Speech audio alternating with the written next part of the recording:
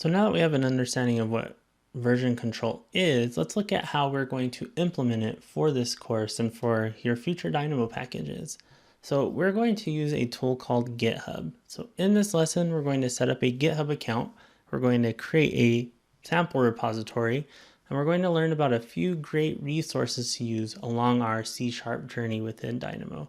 So with that in mind, let's jump right into our browser and get our GitHub account set up. All right, so this is in the lesson notes below the link for GitHub, but it's just github.com. You navigate here and you can go ahead and sign up for GitHub. You'll go ahead and enter your email address, click on sign up. It's kind of gamified. It's kind of a neat process, and it'll ask you to continue, create a password, all that good stuff. So we'll go ahead and do that. We'll enter a username, so I'll just use my email as well. Use whatever you'd like. Click continue. I'll click continue without receiving all those emails, and then we just have to solve this little puzzle as well to prove that we're a human. Good thing. That way not a lot of accounts get created. We're good to go. We'll click on create account. From here it will email you a code, so kind of a typical process, so don't enter an email you don't have access to, obviously, and you will get a code for you to use. So in this case, these codes refresh all the time, so we'll just type this right in. It's just me or just you for this. Unless you're a student or teacher, go ahead and click whatever works for you. Mine's not applicable in this case. And there's a lot of features that GitHub offers. As of late, GitHub has been really pushing for AI things. So there's a lot of AI interactions within GitHub. You can check these out a little more if you'd like. For now, we'll leave all of it deselected. I'll click on continue. In this case, we're doing a free account. There is a paid account for GitHub that has a few more features. So you have a few more things to protect your code and more build minutes a month. For this course, we're not going to use any of that, so don't worry about it. So I'll click on continue for free. In this case, we are going to be able to create a new repository. We kind of see our README, all those kind of things. So GitHub, it's kind of overwhelming. There's a lot going on here, but we'll walk through it. So in order to create a repository, you are going to see a few different places to do that. You're going to see this plus sign at the upper right corner of the page to create a new repository. You'll see it over here on the left. You'll see it in the middle. They really want you to create a repository pretty quickly. So what we're going to go ahead and do is click on one of them to create a repository. We'll see that it's asking me to create it. My repository name, we'll go ahead and do Zero Touch Unraveled. You can name it whatever you like. This doesn't really matter that much. This is where your code's going to be hosted for this course, so don't stress it too much. You can add a description. So my first GitHub repo for my C# code. You can make this repo public or private. It doesn't really change anything in how you interact with it. All it does is make it available to the public to see or not. I encourage you to try to code in public because it's easier to learn that way. But if you need to make something private, you're more than welcome to do that as well. We need to add a README file. We need to tell it a license. So generally speaking, any of these licenses are fine to choose, but any open source code comes with a license attached. I lean towards using this new GNU public license or the BSD 3 clause license.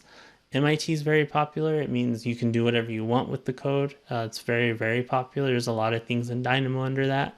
This Apache license, Dynamo's under that as well. So you can kind of choose what works for you. In this case, I'll go ahead and choose what I always link to is this BSD 3 clause, and we'll create our repository.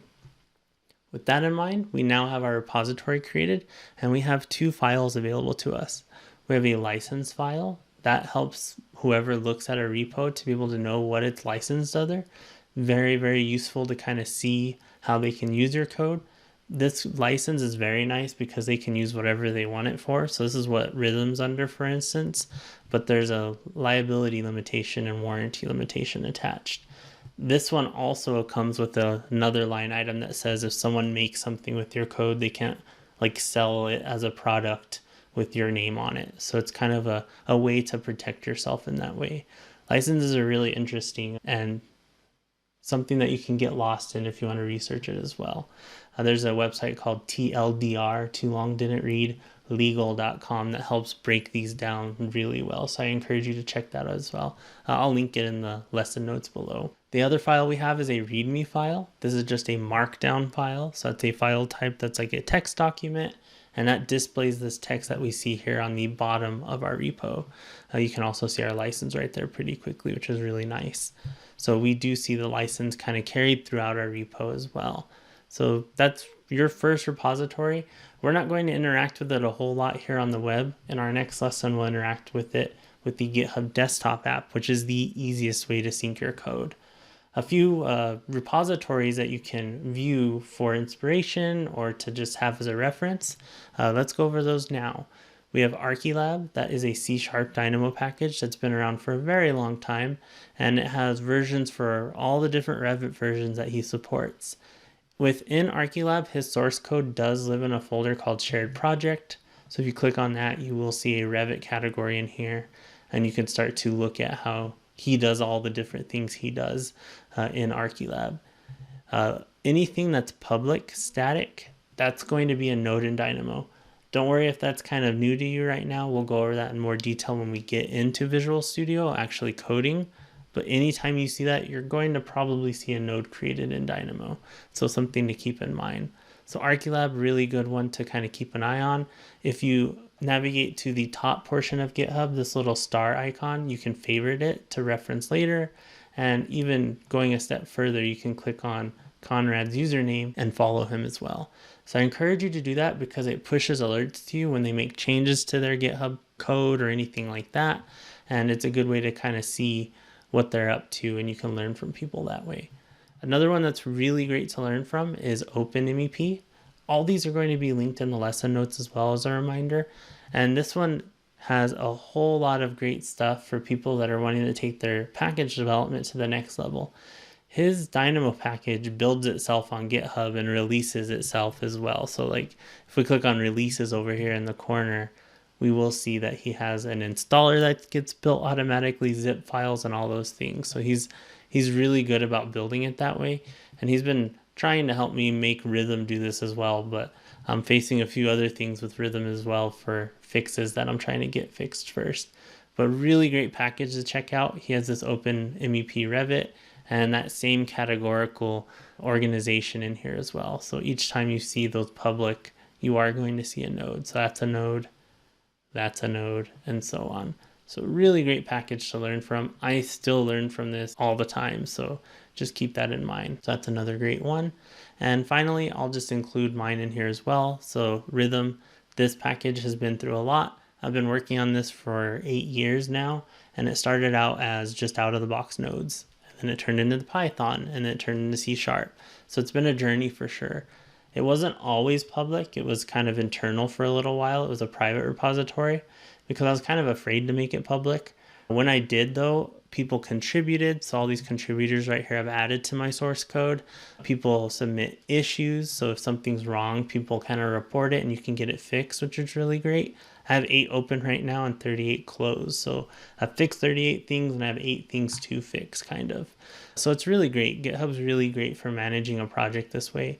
If you were to make a private project, you don't have access to the issues or anything like that in the public unless you pay for GitHub. So something else to keep in mind.